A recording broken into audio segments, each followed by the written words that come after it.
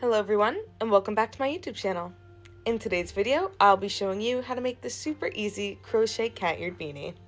We'll be going over sizing, as well as how to decorate it at the end, how to add a cute little hem, and sew the sides evenly. Let's get right on into the video. For materials today, you're going to be choosing 2 different color weight 4 yarns. You'll be using a 4mm hook for today's project. You could honestly go a little bit bigger or smaller if you don't have the 4, but 4 is preferred. You'll need a pair of scissors or just anything to cut your yarn with. And you'll need some form of stitch marker, whether it be actual ones, bobby pins, a scrap piece of yarn, whatever you prefer to use. And if it helps you guys, you can head over to my Instagram to read the written pattern as you go through the video. You're going to start by taking the color that you want at the bottom, since we'll be doing stripy rows, and make a slip knot. If you've never made one before, simply grab the yarn with one hand and make this little half circle shape. Use your other hand to twist it around, and then pull the bottom loop through. You're then going to take your hook, insert it through the loop, and pull it nice and tight, but make sure you can still move it up and down. Orient yourself however you like. I like to hold it around my index finger and below the rest of them, using my middle finger and my thumb to pull on the yarn as we go. From here, we're going to start making our chains. And what's important for this cat hat is that we have this giant kind of square or rectangle. Basically, the whole point of it is so that way it's just a bunch of rows striped together really long and folded back over itself. So what you want to do is make sure you chain half the circumference of your head. While you're chaining whatever number works for you, I'm going to go to about 47 because that usually works for me. If you've never made a chain before, you're simply going to yarn over like this, wrapping the yarn around your hook, twist it, and pull it through the loop that's already there. Now what's important for this project is we don't want them to be as tight as this. We want to have some looser chains. If your chains are too tight, it's going to make the hat look really stiff at the bottom. So you want to have a lower tension or less pull as you're going. So very loosely begin to make your chains like this. That would be 1, 2, 3, and you're just going to go until you reach the number that you need. You can go anywhere from maybe 40 to 55 depending on how big your head is, and if you have a lot of hair you might need even more. So just measure it against your head as you're going. Once your chain is done, it will look something like this, very stretchy still since we have looser chain stitches, and each piece might look a little bit different. Mine are pretty even because I have a lot of practice, but don't be nervous if yours are slightly off, it's just because we're doing them a bit wider. So what we're going to do when we reach our end piece here is we're going to add what's called a turning chain. And it's the same as a normal chain, just going once. But the point of it is that when you turn your work, you aren't losing any length. So as you're going down your next row, you'll still only have 40 chains, or however many you did. For your second row and the body of the hat entirely, we're going to be using half double crochets. This is going to keep our piece very warm and thick without giving it too much length and too much of the flexibility of the double crochet. So to make a half double crochet, we're going to start by skipping this turning chain and going into the first one here. And you're going to start by yarning over. Now what we're going to do is insert our hook into the stitch we're going in, which would be this one right here. And that will leave you with 3 loops on your hook. From there, you're going to yarn over again and pull it through only the first loop, like this. Now when you have 3 loops remaining, you're going to yarn over again, this time pulling through all 3. And that's going to create this half double crochet. We're going to continue doing that now all the way down the row. So I'm going to show you again going into the next stitch here. Yarn over, insert into the next stitch, yarn over again, and pull through only 1 loop. Now with 3 loops on your hook, you'll yarn over and pull through all 3 at once. And as you can see here, we're starting to actually build up what the piece will look like. So you're going to keep going, and I'll do a few more with you so that way you kind of have the idea of what we're doing. Into the next one, we're going to pick it up a bit.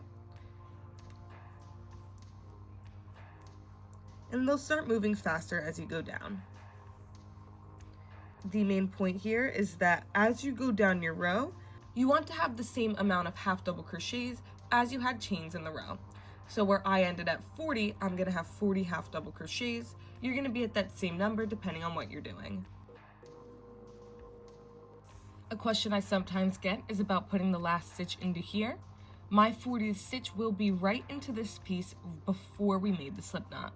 So while it might not look like the rest of the stitches did, that does still count as a stitch. So you'll insert your last half double crochet in here. So how we do our next row after you've finished is by adding another turning chain and then just returning all the way down. So coming over here, we're just going to chain 1, and now we're going to turn our work around. As you can see, your piece is going to have these little braided like tops of the stitches facing where your hook is. If you flip it like this, you can see that the braids are going the opposite direction. You always want to make sure that you are going into the braided tops that are facing your hook, so the point should be facing towards you. Now we're going to be doing our half double crochets. Yarn over as per usual and insert them into this part of the stitch. Yarn over again and pull through just the one, yarn over and pull through all 3. This is exactly the same stitch as before, we're just kind of changing where they're getting inserted. So again, make sure we're going into the stitch that is pointing towards your hook, yarn over, insert, yarn over again, then yarn over and pull through all 3. And again, you're going to have an equal number of half double crochets to the number of chains you started with. So I did 40 in my last row, I'll be doing 40 again in this row. You can see that these are in the right spots if your stitches are directly above each other. Again, at the end of the row, because sometimes people forget, this is the end of your last stitch. It's very hard to see, but that little braid is where your last half double crochet will go. So insert normally and finish your last half double crochet. What we'll be doing next is adding our first color switch. So rather than doing our turning chain here, we're going to actually grab our second color yarn and make it using this. So I hold it like this to make it taut and easier to pull. And now we're going to do the exact same movement that we would normally do, just using our other yarn. So yarn over and pull it through like so to create your extra chain.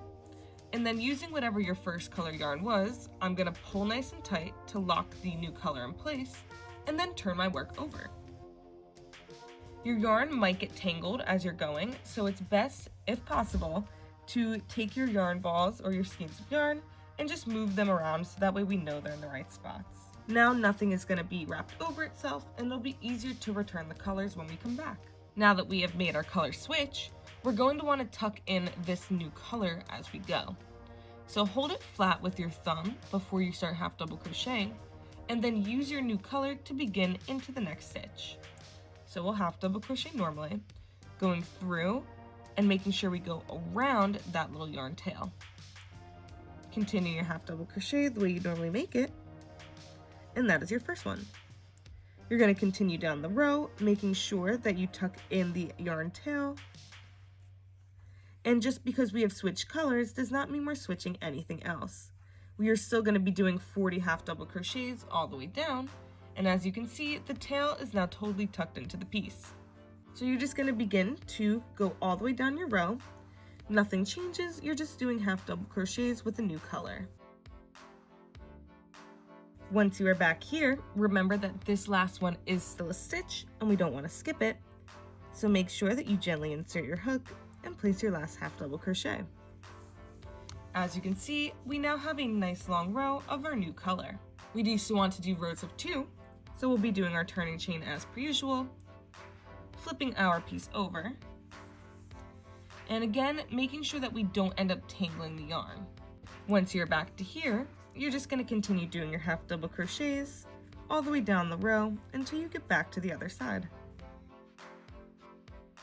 We are back at our end where we know now not to skip the last stitch.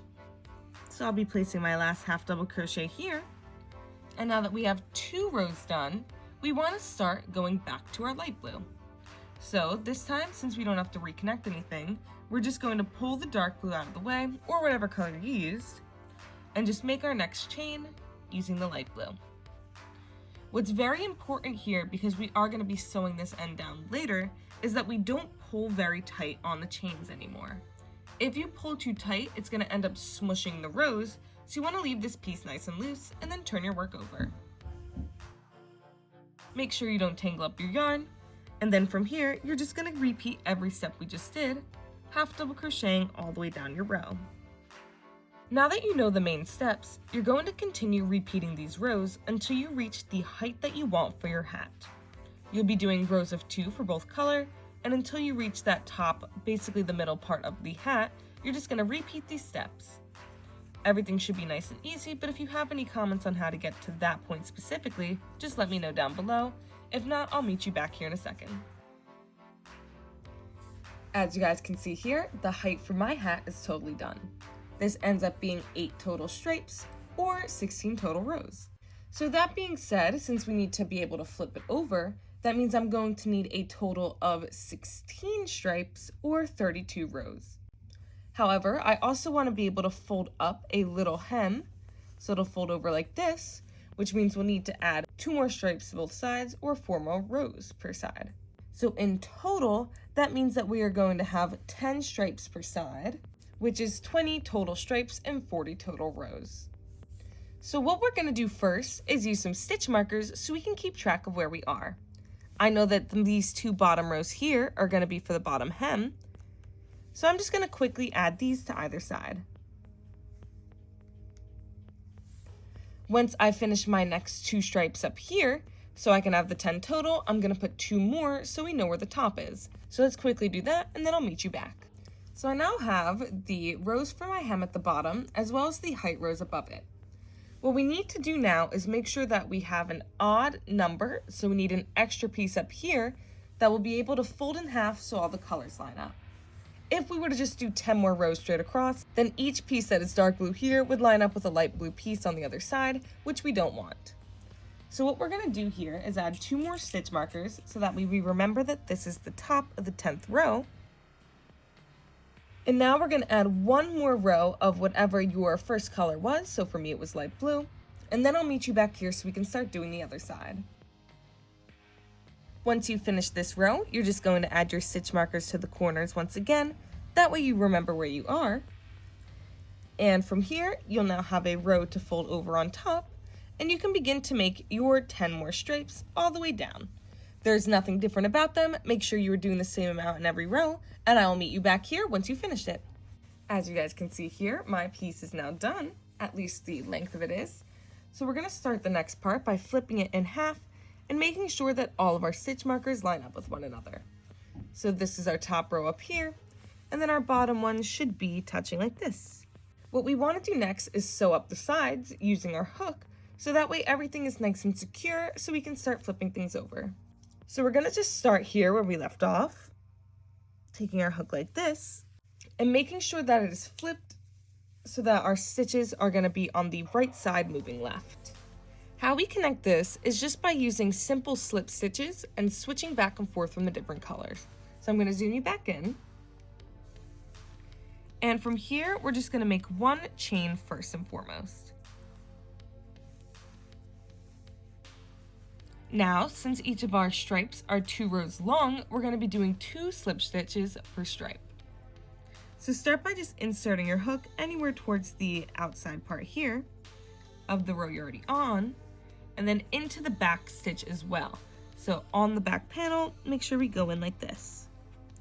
To make a slip stitch, you're just going to yarn over and pull it through everything that is on your hook, just like so. From there, we're going to keep doing the same thing, making sure we're going into the blue side first, like this, pulling through and pulling through again. Now color switching is going to be slightly different this time. You can take your stitch markers out of the way. What we're going to do here is first put our slip stitch into the blue with this still on our hook. And now, taking our other color, we want to make sure we go through. Now what's important here is making sure that this blue and this blue, or whatever your 2 colors are, stay on the outside of our project, because this is going to be the part that goes inside later. We're basically going to flip the whole thing inside out. So continuing, go through both of these, and then pull through with your blue this time. Pull it taut with whatever your other color was, and then continue to do this all the way down.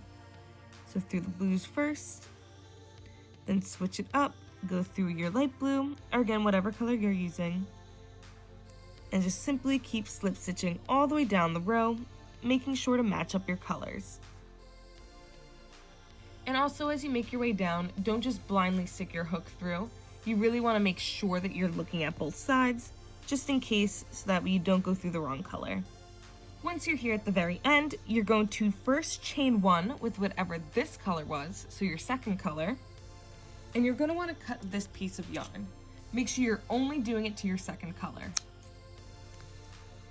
From there, you're going to pull up on your hook, and that's going to make the knot that ties it into place. Then going to your first color, you're simply just going to go through and make one last slip stitch like this, pulling straight through like so, and then just making one chain one here as well. You're going to do the exact same thing, cutting it and pulling it through, and that is how you finish off your end. You don't have to worry about these stitch markers yet, we'll just pull them out when we're done with the other side. If you really want to fasten these in place, you can do what I'm doing and just tie them together very loosely. And then that gets rid of any of the chance that it can unravel. From there, I'm just going to take my hook like this and try and weave in the ends only into their own color. So the dark blue will get woven in through the other dark blue pieces. And same with the light blue. Once I've woven in just a little bit, I'm going to snip it at the end. And then I'm going to go back and do it to this piece as well. And then I'm going to meet you back here so we can sew the other side. Since we had to cut our yarn to get to the other side, first and foremost we need to take our yarn and start it for this piece. So we're going to make a simple slip knot again with our first color yarn. And I'm going to zoom you guys out this time so you have a different view. So start with your slip knot. And take your hook, insert it into the two corners, again making sure you're going from right to left. Once it's through, you can make your slip knot go onto your hook, tighten it, and then pull it through. You can leave these two tails here, we'll just weave them in later. You're then going to do this the same way you did before, inserting both of these into the same color as your first yarn, and then you can just remove these two stitch markers. For your second style yarn, we're going to do the exact same thing. Make a quick slip knot with whatever your second color was, and then insert your hook through both of that color, so dark blue for me. Same thing here, I'm just going to take this and tighten it onto my hook, pull it through, and again I'm just going to worry about weaving the tails in later. Now you're exactly where you were in the last row, and you're just going to continue slip stitching for your ends the same way you did last time. I'm going to be finishing these off the same way, doing my chain one and cutting the first, or second color yarn technically, just first in the row. And then this time my stitch markers are kind of towards the outside, so I can just pull them out here. And then making my final slip stitch with my first color yarn. Chain one and cut it, pull it through like so. And then again, I'm going to tie these two pieces together, and then I'm just going to weave all of my ends into finish. Once your hat is totally sewed up the sides, you can just flip it inside out, poke your ears up and through like this, and take out whatever stitch markers you have left. If you take a look at your sides, you'll see that they are perfectly in line and that there's no weird stitching in between. And all you have left to do is fold up your hem underneath. And with that, you have finished your hat. The last thing that I'm going to be doing for my hat, and let me take you guys out here, is adding a couple decorations. So I just found some random stuff I had lying around in my beads and jewelry box, and I'm just going to start kind of covering any spots that I want to have extra stuff in. For starters, on my little hemmed piece here, you can see where we did the tucking in of all the extra pieces. So what I'm going to do is take some safety pins, just because I like how they look, and line them on top of it like a little X shape. This way it kind of takes away from the fact that we see the edges and ends up just being a nice little spot to hold in the pieces that we want to decorate with. And of course you can customize these however you like to. I'm just going to quickly go through what I did for mine.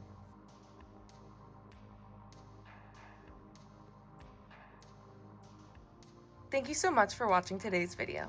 If you enjoyed, leave me a like and subscribe, and come back here every Sunday at 1 p.m. for new videos.